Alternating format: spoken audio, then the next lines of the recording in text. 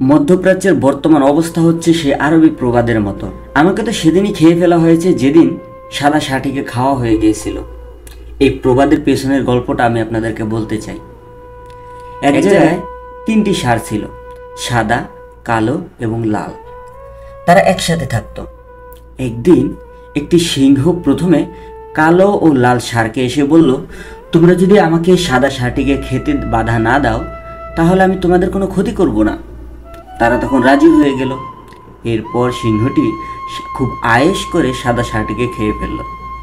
কিছুদিন পর সিংহটি আবার ফিরে আসলো। সে এসে কালো ষাঁড়কে বলল, যদি লাল ষাঁটিকে খেতে বাধা না দাও তাহলে আমি তোমার কোনো ক্ষতি করব না। ফলে কালো ষাঁড়টি চুপচাপ রইল এবং দ্বিতীয় ষাঁড়টিকেও সিংহটি খুব আয়েশ করে খেয়ে ফেলল।